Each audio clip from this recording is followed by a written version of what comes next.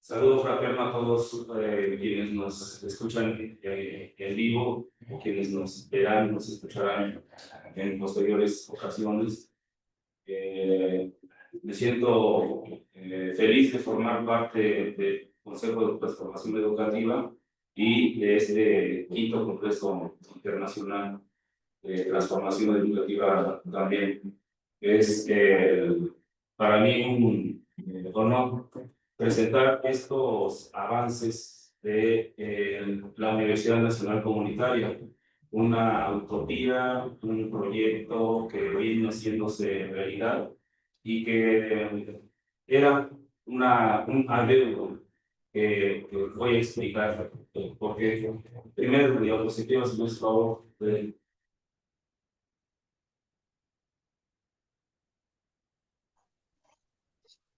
Bueno, también agradeciendo aquí a Belisario, a los compañeras que me acompañan en esta sala. Quiero, en primer lugar, el siguiente diapositiva. En primer lugar, sí se está viendo de manera normal. Sí, Marco, se ve bien, sí. ¿se escucha bien? Está ¿Se muy escucha bien? Se Sí, ve y se profe. escucha bien. Se Muy, escucha se un ve poco muy- lejos tu voz. Si se pudieras acercar al micrófono sería mejor. Sí. Sí se ve. Aquí lo vemos muy bien y se escucha muy bien. Se escucha distorsionado. Se oye como eco del auditorio. Bueno, estamos estrenando equipo electrónico y no podemos todavía acoplarnos a él ni él a nosotros. Decía que siento que tengo una deuda y por eso estoy haciendo esta conferencia. Quiero dedicarla a un maestro, compañero, amigo, hermano entrañable, Arturo Ornelas Pizarro, quien está en la foto. Él nace en 1949 y después de muchas andanzas muere el año pasado, perdón, muere en marzo del 2025. No me pude despedir de él, no quise despedirme de él, más bien, y siento que hoy le entrego cuentas. Recordarás, Marco, y quienes estuvimos participando en el cuarto Congreso Internacional de Transformación Educativa que se hizo allá en Toluca, en el Hotel Radisson. Compartimos con él y con otros compañeros.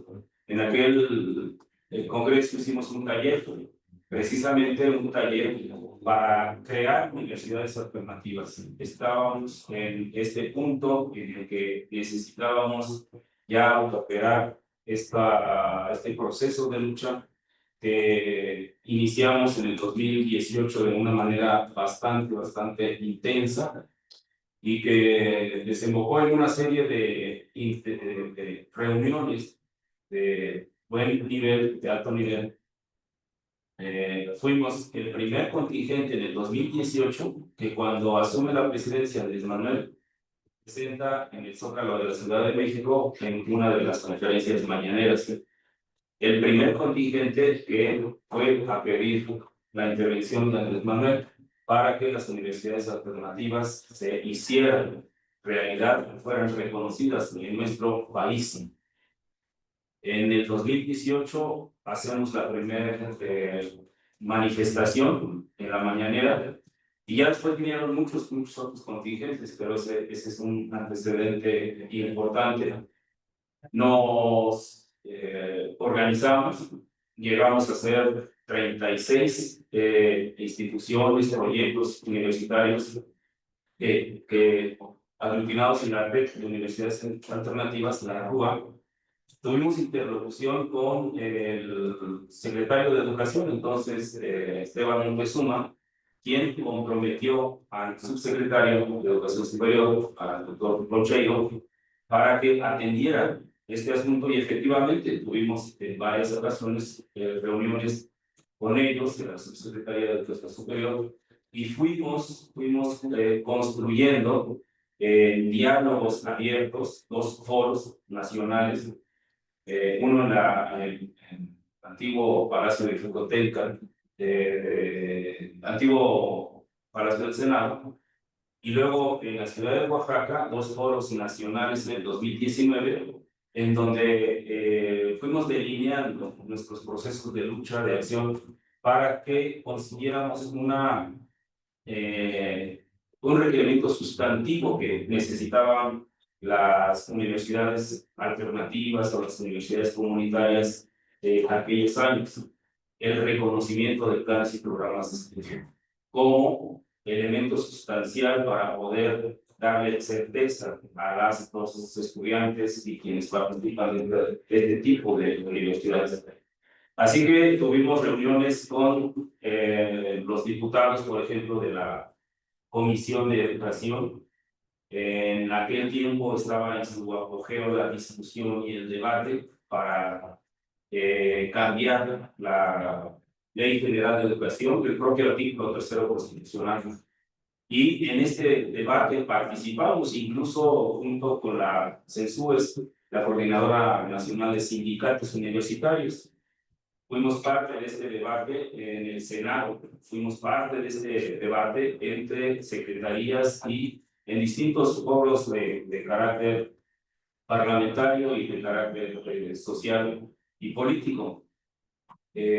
Todo esto de una u otra manera influyó para que en el año 2021 se publicara la Ley General de Educación y posteriormente la Ley General de Educación Superior. En la Ley General de Educación Superior se contempla por primera ocasión en la historia de este país una modalidad de educación superior distinta a las existentes. Solamente existían la universidad o la educación superior pública, en donde también están las universidades autónomas y todas aquellas que dependen de los gobiernos estatales, federales, y la universidad o la educación particular, la privada. Solamente había estas dos vertientes.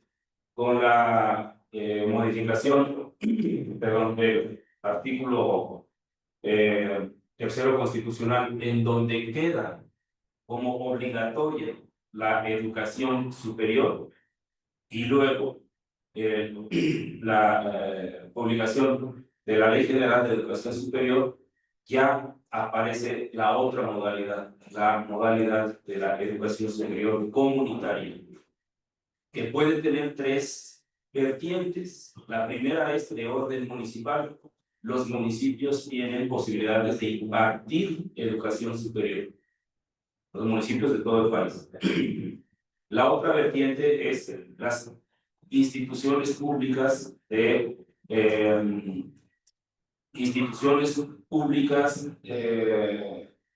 comunitarias, las IPSES, instituciones públicas comunitarias, que son aquellas que son formadas, originadas por acuerdos entre autoridades y organizaciones sociales.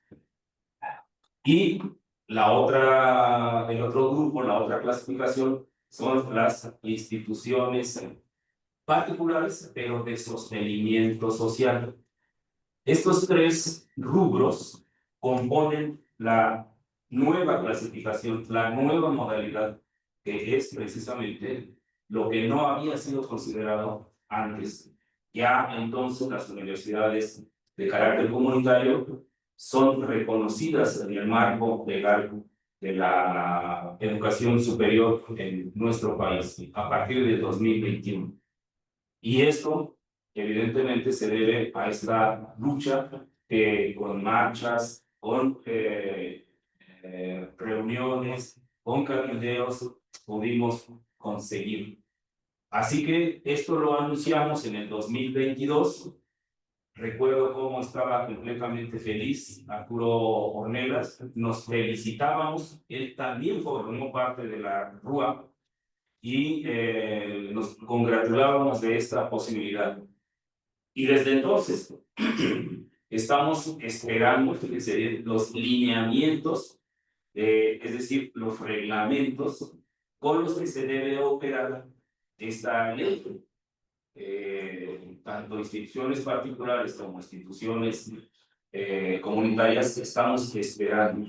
Hay un transitorio, la Ley General de Educación Superior, que dice que en no más de 20 meses la SEP deberá emitir los lineamientos o reglamentos con los que se opere este acuerdo, perdón, este artículo, el artículo 29. O sea, cómo van a operarse las instituciones de educación superior de carácter comunitario. Las municipales, las públicas de sostenimiento y las de sostenimiento social, como que sean particulares. Bueno,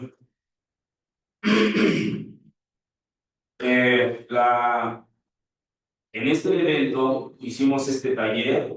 La red de universidades alternativas estuvo en pleno y nos dimos a la tarea de diseñar procedimientos, de dilucidar aquellas zonas de oportunidad en las que pudiéramos cada una de aquellas escuelas o instituciones de universidades alternativas caminar, emprender para poder llegar a la concreción de universidades alternativas con reconocimiento como parte del sistema educativo nacional.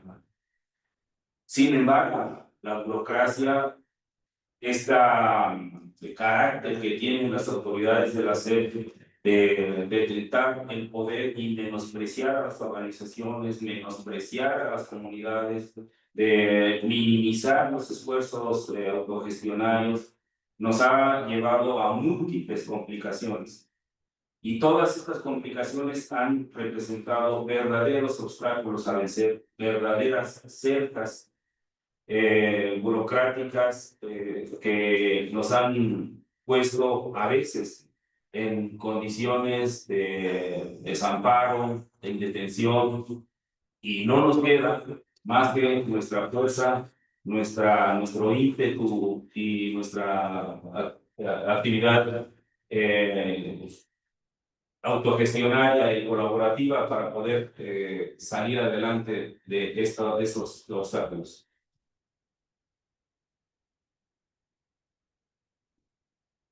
Perdonen.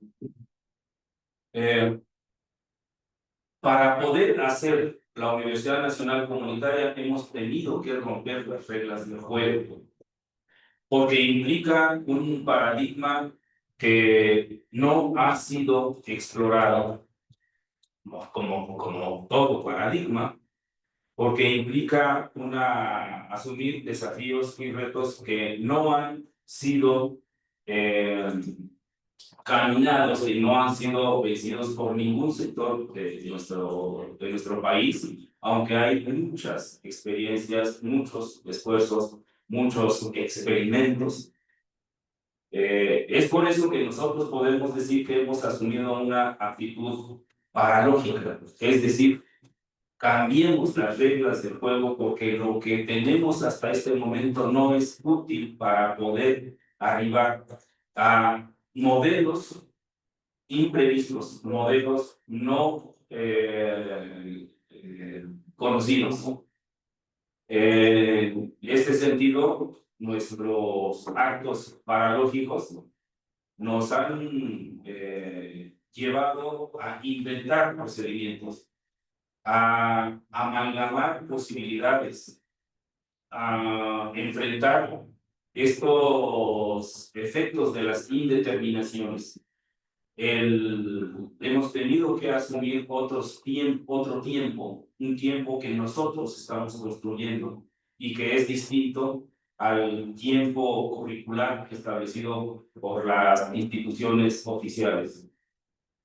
Romper las reglas del juego quiere decir meternos en problemas, meternos en complicaciones de todo tipo, pero afortunadamente hoy podemos dar a Arturo Ornelas y a nuestro público buenas noticias. O sea, sí podemos demostrar que se ha logrado que este camino que fuimos transitando por estos últimos años está llegando a buen puerto, pero hay mucho mar, océanos que todavía navegar. Siguiente diapositiva, por favor. ¿Cuáles son esas reglas del juego que hay que romper? Porque de otra manera es inconcebible un proyecto, una escuela, una institución, una universidad de otro talante, de otra, con otra perspectiva. Ahí tenemos, son muchas letras, espero no cansarles, pero vamos una por una. Ven, si me haces favor de poner mi imagen, perdón. Y si me cuentan el tiempo aquí, por favor, porque quisiera irme regulando. Regreses a la anterior diapositiva. Tenemos 13 reglas del juego que hemos roto, que deben romperse, porque de otra manera el camino sigue siendo el mismo y como lo dijo el clásico, el resultado no puede esperarse distinto. Así que la primera regla del juego es que la educación saca de la miseria a la gente. Nos han dicho que si nos educamos y que si en México se educa a la población, entonces salimos de la miseria, salimos de la pobreza. Y cuando digo miseria no me refiero nada más a la condición económica, sino también a la moral, a la ética, a la condición humana, al grado civilizatorio. Entonces, la pregunta es, a pesar de que se da más recursos, nos dicen esto, a la educación, ¿hemos salido de la pobreza? Nos dicen las estadísticas del INEGI que ya hay menos pobres, pero sabemos que es porque los programas sociales ahora dan becas a los jóvenes, dan becas a los niños, ahora hay apoyos económicos para los ancianos, para los abuelos, hay apoyos económicos para los productores del campo, etcétera. Los programas sociales vienen a distribuir un poco el Producto Interno Bruto, el capital nacional, y en razón de esto hay personas que tienen menos pobreza.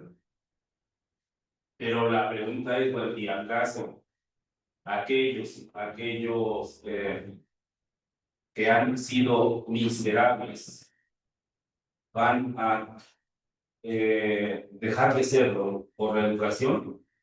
Y voy a poner un ejemplo que espero no molestar a nadie, el propio secretario de Educación, Mario Delgado, hoy es un baluarte de la nueva escuela mexicana y de la 4T, puesto por Claudia Sheinbaum como secretaria de Educación, y fue antes dirigente de Morena, pero antes fue también legislador, y cuando fue legislador, fue parte de los que firmaron el acuerdo con Peña Nieto para el establecimiento de esta ley que sojuzgaba a los docentes, haciendo pensar que ellos eran los culpables de la crisis educativa nacional.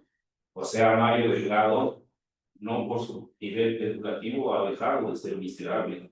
Y así lo pudiéramos decir de muchos otros funcionarios y de muchos empresarios y de muchos líderes políticos, líderes económicos, que no por su nivel educativo han dejado de tener una ética, una moral que va en contra precisamente de su pueblo, de su gente, de nuestro país.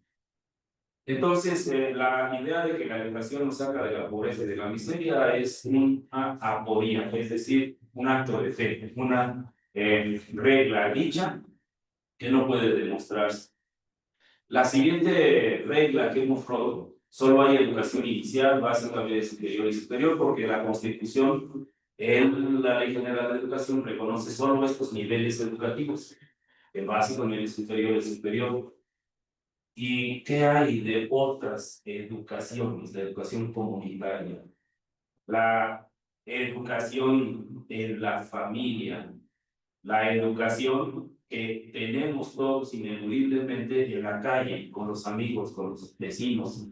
Esa educación no se reconoce, y sobre todo la educación de las redes sociales ahora, la educación que forzosamente nos imprime el celular con todas sus posibilidades.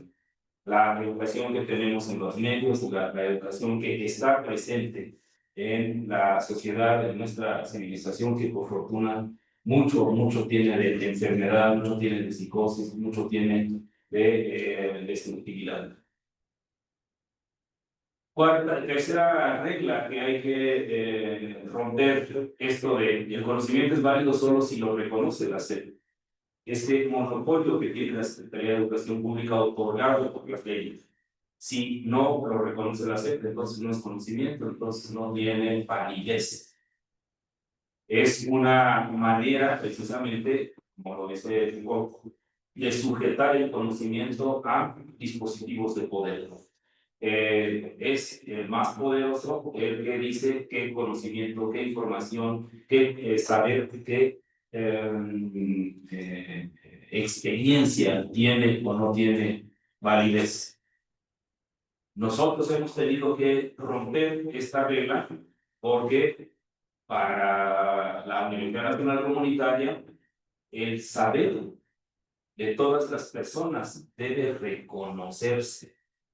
El del albañil, el de la señora partera, el de la ama de casa, el de los niños, el de los abuelos, no se diga, el de los abuelos y personas en las comunidades originarias, en las comunidades indígenas.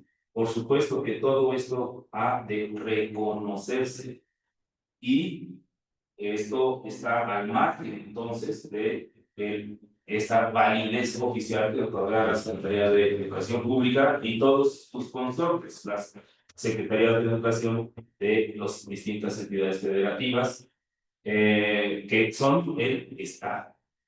De ahí que es una de las reglas que hemos tenido que romper o hemos tenido que readecuarnos para poder brincar este pozo profundo y pestilente que es la validez oficial de los estudios, ¿no? Y que tanto trabajo nos ha costado que pudiéramos decir toda una historia sobre la lucha que hemos dado para que esta regla sea rota y que tengamos otras alternativas. ¿Cuál es la alternativa que nosotros encontramos? El reconocimiento municipal. Para eso hemos tenido que encontrar a un presidente municipal valiente con un equipo fuerte de trabajo en el municipio de Juan N. Méndez, un compañero profesor nuestro, el compañero Guillermo Gregorio del Rosario, que Juan N. Méndez se hace presidente municipal por el apoyo popular, por el apoyo de nuestros grupos, y siendo presidente municipal entonces conseguimos que el ayuntamiento reconozca a la Universidad Nacional Comunitaria, plantel Juan N. Méndez, y que reconozca planes y programas de estudio de 4 carreras universitarias y una maestría. Carreras e institución que se llevan a la Secretaría de Educación Pública y que en el 2023 pudimos conseguir por fin, después de muchos trámites, las claves de registro en el sistema educativo nacional público de 4 carreras y una maestría. Es en 2023, es 2024 que conseguimos estas claves y ya la Universidad Nacional Comunitaria tiene, por lo tanto, reconocimiento de planes y programas vía municipal y las claves de registro de carreras de institución ante la Secretaría de Educación Pública. Estamos tramitando el reconocimiento del SAT. Estamos tramitando ya la publicación de este acuerdo en la Gaceta Oficial de Puebla. Y con todo esto, evidentemente, estamos blindando a esta universidad para que se mantenga, esté quien esté gobernando en el ayuntamiento de Juan N. Méndez. Esto ha tenido que ser una construcción jurídico-legal inusitada que no ha transitado todavía, hasta donde sabemos, ninguna otra institución. En la propia SEP nos dicen que es la primera de la que se tiene constancia, que se tiene conocimiento sobre este procedimiento. Hemos tenido que romper esta regla y hacer efectiva la modificación, más bien el artículo 29 de la Ley General de Educación Superior, y que Ellos por de sola persona. Y ellos estaban hasta afuera en la combi. Sí, pues es que por fortuna en Puebla, el- ya digo, nada más andábamos que en cada doctor, que aquí era la úlcera gástrica, en Tepe que el páncreas, allá que el apéndice, alguien y en que nos el pueda Guadalupe Victoria que no, que nada más era el dolor. ayudar El a apéndice, eso no de aguantar. Eso de- los esquemas, sí, sí, es peligroso. Señora Guadalupe, nos ayudas con tu micrófono, gracias.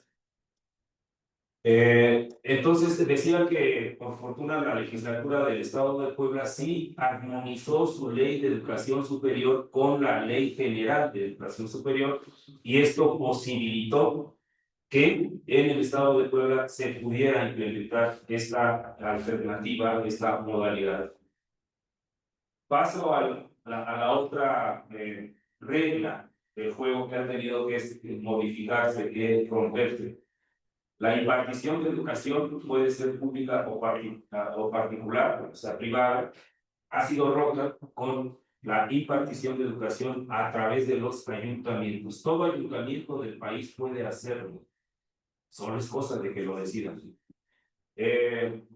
Quinta regla, somos alguien en la vida si tenemos papeles. Esto es precisamente lo que limita a nuestro pueblo, a nuestra gente, a nuestra sociedad, para que inventemos otras maneras. Estamos tan acostumbrados, estamos tan amoldados a esta creencia que si estudiamos, si aprendemos, si conocemos y no nos entregan un papel, por ello no vale. La cultura de los papeles es lo que nos tiene en mucha medida sujetos a la obligación, a la creencia de que deben crearse instituciones que estén sujetas a esta lógica, la de entregar papeles. Y pierde relevancia, pierde sentido el aprendizaje por sí mismo, la experiencia significativa, el agregar conocimientos, agregar estructuras mentales, agregar formas de pensar a nuestra cultura, a nuestra mente, a nuestro pensamiento, porque sirve a la sociedad, porque sirve para la solución de problemas, y no es explícitamente y únicamente para tener el papel, ya sea título, ya sea la constancia, el reconocimiento, el certificado. Bueno, esto no lo hemos podido modificar, esto es una demanda que nos lleva forzosamente a incursionar en este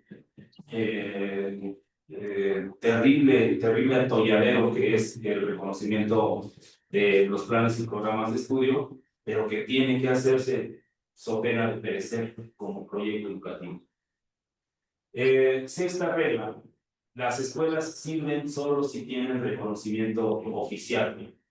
No hay escuela sin reconocimiento oficial a la que no se le considere escuela patito, se le considere escuela que no vale, escuela que no entrega papeles.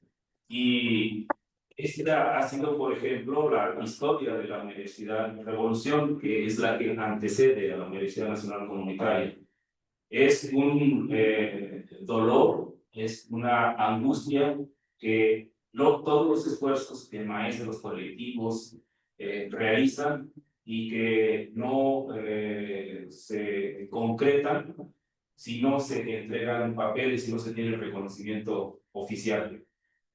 En esta lucha, en este devenir de conseguir o de intentar conseguir el reconocimiento oficial, hemos transitado, por ejemplo, con acuerdos con la Universidad Autónoma Chapingo y no los cumplió.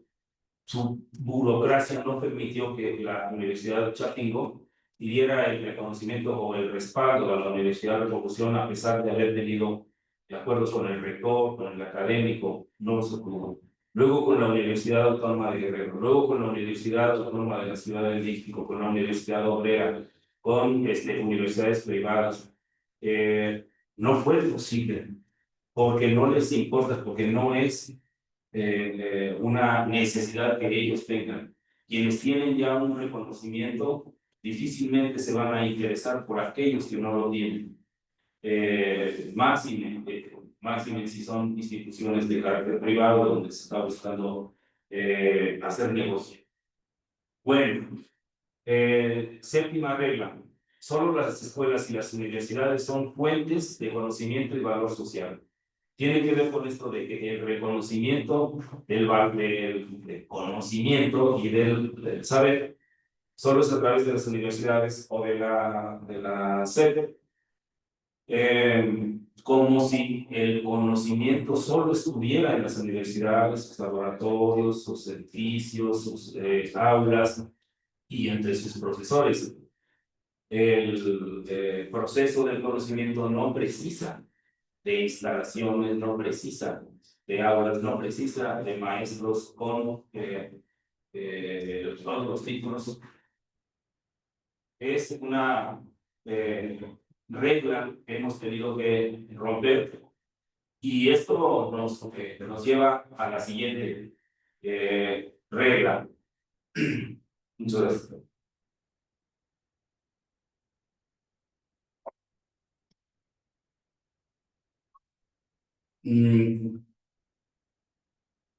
La octava regla. Las buenas escuelas tienen grandes edificios, lujos y suntuosidad. Ahí está la UNAM, la UAM, el Poli, Chapingo, mi universidad, que tienen grandes edificios, grandes jardines, andadores. Ahora es imprescindible los enormes estacionamientos para gran cantidad de autos, ¿no?, de quienes sí pueden llevar auto. Grandes espacios ahora para llevar las motocicletas, espacios que deben ser atendidos, que deben ser mantenidos por personal pagado en ese proceso, personal no docente o personal administrativo, y que queda sujeto a reglas laborales para que hagan mantenimiento, para que den servicio a los edificios, a las instalaciones, al equipo, al mobiliario, en fin, de las universidades. Entonces, no se diga las universidades privadas, en donde los grandes edificios, esa suntuosidad, pareciera que es equivalente o es el grado con el que se mide el prestigio, el nivel educacional, y cuanto más edificio hay, es porque ha recibido más presupuesto. Cuanto más instalaciones hay y equipo, laboratorios, es porque se ha tenido más financiamiento, y se pensaría que esto equivale a calidad educativa, equivale a consolidación educativa. Pues bueno, para nosotros nos ha quedado claro, ni el edificio, ni los grandes laboratorios o equipamientos son imprescindibles para que conquistemos el conocimiento, para que conquistemos el saber, para que construyamos formas de interpretar al mundo, formas o metodologías o estrategias para resolver problemas e incidir en la transformación de la realidad. Las suntuosas construcciones, los edificios que alojan a masas enormes de estudiantes, se pensaría que equivale a prestigio, que equivale a legítima forma de hacerse profesionista, Y si hay una cosa distinta, entonces es algo marginal, es algo patito, es algo que tiene poca relevancia. Esta regla hay que romperla forzosamente si queremos que las comunidades en donde no se puede acceder a este tipo de universidades tengan alguna alternativa de educación universitaria. En los pueblos, en las rancherías, en los barrios, en las colonias más marginadas donde la gente difícilmente tiene para transportarse, tiene recursos para transportarse, en donde las personas tienen que trabajar para poder sustentar a sus familias, es muy difícil que puedan, bueno, tener los recursos con un carro, con un vehículo, ahora para acceder, para llegar a las universidades centrales y tener un lugar y competir con miles y miles de personas para poder acceder a un lugar en la UNAM, en la UAM, en el Politécnico, en la UPN. Ya compré mis filtros.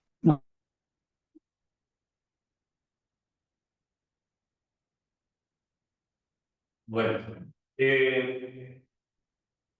novena regla, el buen estilo de las élites representa el buen nivel de educación. Nos han hecho pensar, nos han hecho imaginar que si nos comportamos de determinada manera, si nos vestimos con corbata y tenemos una actitud arrogante, pues seremos buenos abogados. Estoy diciendo como un ejemplo, no es generalizado, pero es un ejemplo. Si nos comportamos humillando a los trabajadores de la construcción, entonces seremos buenos ingenieros o arquitectos. Este comportamiento está derivado de esta idea de que el nivel de educación superior nos hace superiores, como si hubiera una educación inferior.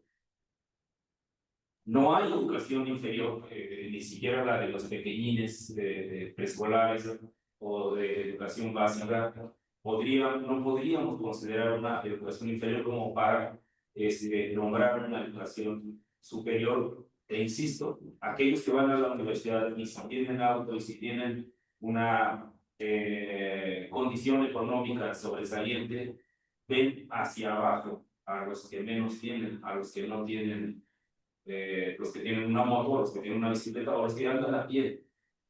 Los universitarios, y nos consta, vemos hacia abajo, minimizamos, nos sentimos superiores de los trabajadores no docentes, de los trabajadores que andan en el mantenimiento, de los intendentes. Esto nos ha enseñado la educación superior. Por eso creo que los que salen luego de las universidades y tienen un título poseen una actitud arrogante, una actitud de falta de respeto a aquellos que tienen una condición no universitaria, una condición de trabajadores sin educación. Esto tiene que romperse porque de otra manera una persona que esté en una universidad alternativa que no tiene todas estas condiciones puede sentirse menos, puede sentirse en una posición, en un estatus inferior. Debe verse. La 10ª regla, las mejores universidades son las que insertan en el mercado laboral a sus egresados.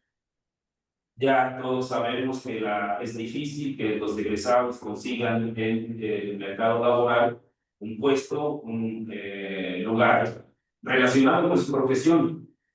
Hay observatorios, hay estadísticas, hay innumerables investigaciones que demuestran que no hay una correspondencia entre el mercado laboral y la cantidad o proporciones de egresados, de los matriculados en educación superior.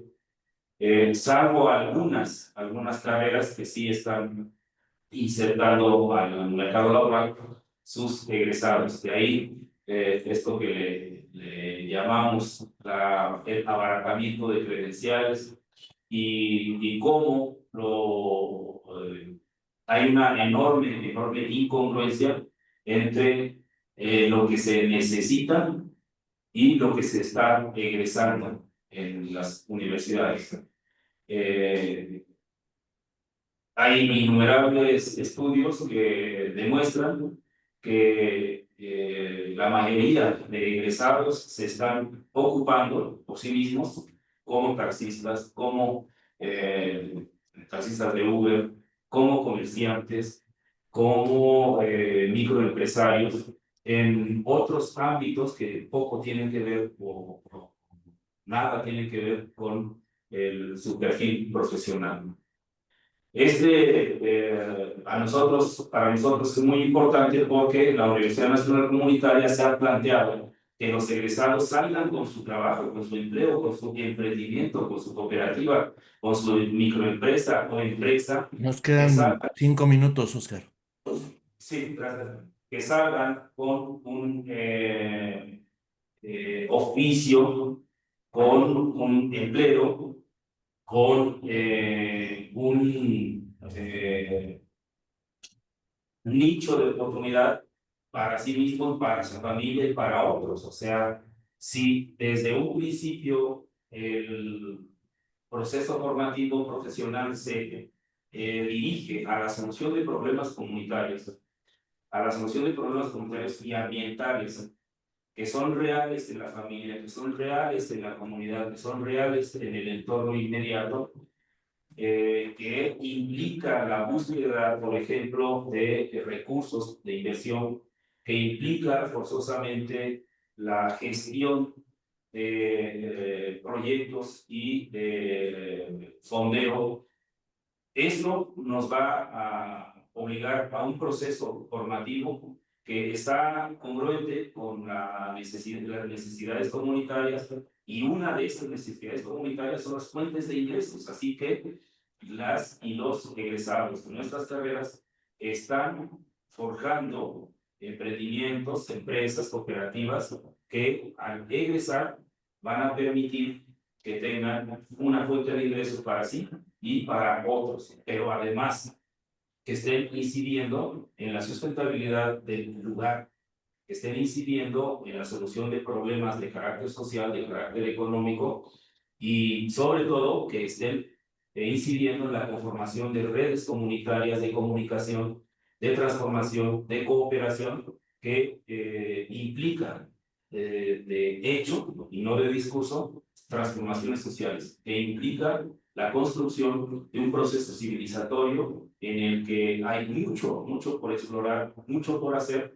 pero que se comienza desde ahí, desde confrontar la realidad que se está viviendo para poder encarar estos desafíos, estos retos que se tienen como persona, pero en comunidad.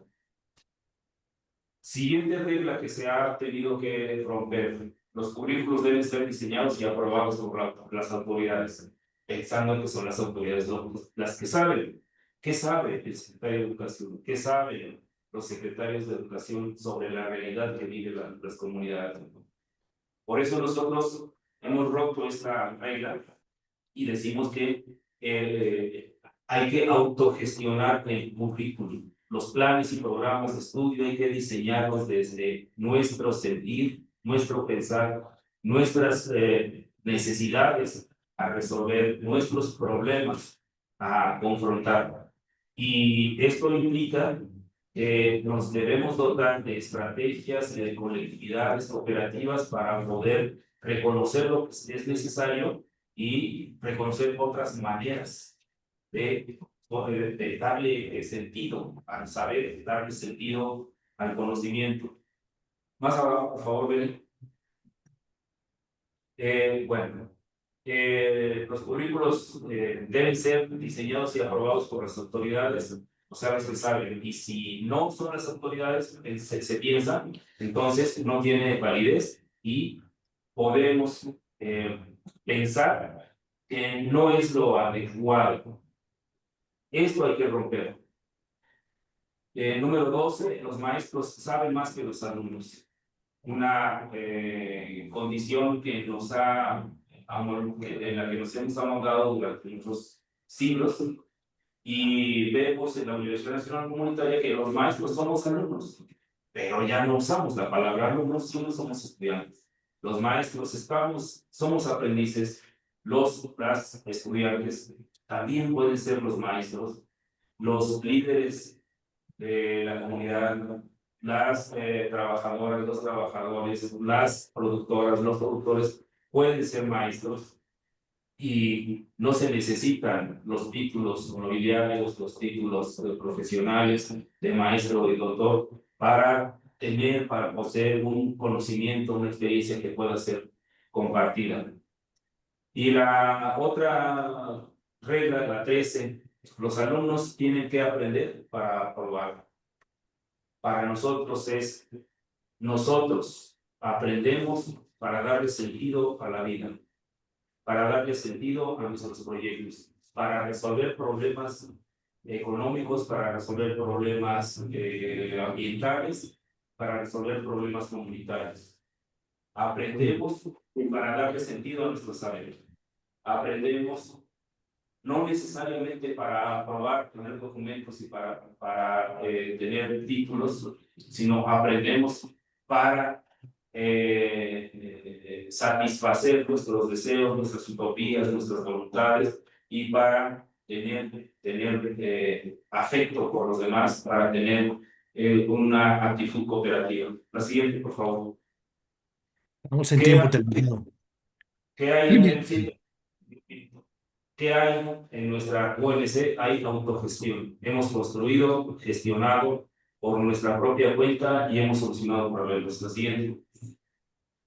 Hemos conseguido un reconocimiento municipal, estamos construyendo en campo, estamos construyendo nuestra realidad con otros lenguajes, con otros discursos, con otras perspectivas educativas, estamos forjando otro tipo, nos estamos forjando como otro tipo de profesionistas. Siguiente. La UNC no es solamente una institución educativa, es una organización de desarrollo, es un movimiento social y es comunidad, ante todo. Gracias, este es nuestro aporte, este es nuestro balance, doctor Arturo Ornelas, en donde quiera que estés. Gracias. Gracias, Oscar. Pues tenemos 5 minutos para preguntas y respuestas y después pasar al conversatorio en la sala 7. ¿Alguien quiere hacer algún comentario o pregunta en este momento para la exposición del profesor Oscar Hernández Neri? Muy interesante. Claudia, adelante, por favor. Claudia Álvarez. Bueno, Oscar, gracias por la palabra, Eduardo. Bueno, creo que estaba casi escuchando la Universidad del Buen Vivir por momentos. Bueno, muy, muy feliz estoy de todo lo que estuviste compartiendo y te quería preguntar en concreto cuáles son los procesos formativos que están trabajando desde la comunidad, cuántos las conforman, si trabajan por cohortes, si trabajan por grupos comunitarios, cuántos son, qué hicieron, ese proceso de formación y de resolver las situaciones comunitarias, cuáles fueron. Vi que pasaste imágenes, pero cuántas son las personas que lo conforman y bueno, muchas cosas para preguntarte, pero poco tiempo tenemos ahora. Sí, gracias Claudia por la pregunta, que son obligadas. Para nosotros el proceso formativo está sustentado en la integración de la unidad compleja. Cada uno de nosotros integra, interpreta, construye experiencia, conocimiento y sistematiza su saber, integrando desde la complejidad con mayor o menor abarcamiento. Cada uno de nosotros le da sentido a la información y la procesa de tal manera que tiene que aterrizarse en soluciones a problemas comunitarios, en saberes a los que hay que reconocer y en holonemas, o sea, proyectos que motivan el aprendizaje, que motivan y que le dan sentido a la información y a las búsquedas, a las exploraciones y a la integración de los grupos. Funcionamos con carreras. Cada carrera tiene una coordinadora o un coordinador y en cada carrera hay proyectos. Los proyectos están sustentados en problemas específicos de las comunidades. Ahora tenemos una matrícula más o menos de 200 personas y es una matrícula bastante maleable, bastante dinámica. Y estamos en varios planteles, en Juan y Méndez Puebla, en Mayagüez, Tepetlaxo, Estado de México, en Texcoco, en la Ciudad de México, en Miravalle, en Atizapán, Zaragoza, Estado de México. Está naciendo otro plantel en San Andrés Tuxtla, en Veracruz. Aquí mismo en la Prepa 55, donde estamos, y en la Quetzalcóatl, que es Texcoco. Distintos planteles con las distintas carreras, derecho, por ejemplo, derecho estratégico para la defensa de la lucha social, en donde están compañeros que ya participan en los movimientos, que participan en la defensa de derechos humanos y que van a ser abogados. Estamos ya por terminar la primera generación de abogados estratégicos, pedagogos comunitarios, administradores de empresas comunitarias sustentables y desarrolladores locales, desarrollo local sustentable, como licenciatura y como maestría. Todas estas tienen como sustento de enseñanza-aprendizaje la autogestión curricular con la integración de la unidad compleja y la construcción de holonemas. ¿Qué implica todo esto? Que vamos sistematizando y cada cuatrimestre, las carreras son de 9 cuatrimestres, la maestría de 5, cada cuatrimestre tenemos un coloquio donde se presentan los avances de proyectos en la solución de problemas y es en los coloquios donde se hace la evaluación. Los maestros dejan de tener poder para evaluar y son múltiples las variables que se consideran para poder asignar una calificación que nos la pide la SEP para poder precisamente entregar luego los títulos y las cédulas profesionales. La SEP nos exige cumplir estos estándares clásicos de la universidad, de las universidades, y nosotros tenemos que mandar el formato con calificación. Bueno, estas son generadas como reflejo fiel de lo que estamos avanzando, de lo que estamos haciendo en cada una de los cuatrimestres a través del instrumental al que le llamamos coloquio. Pues, Podría seguir esta exposición en el conversatorio si no tienen inconveniente. Dale, sí, pues muchas sigamos. gracias al profesor Oscar Hernández Neri, muchas gracias, Claudia. Pues vámonos a la sala 7, por favor, para el Dale. conversatorio. Los demás, pues los que le toque ahorita la ponencia aquí o los que vayan a estar en las siguientes ponencias, se quedan en la sala y la persona que le toca moderar, pues inicia, por favor, a continuación. Entonces, vamos a dejar de grabar y comenzamos.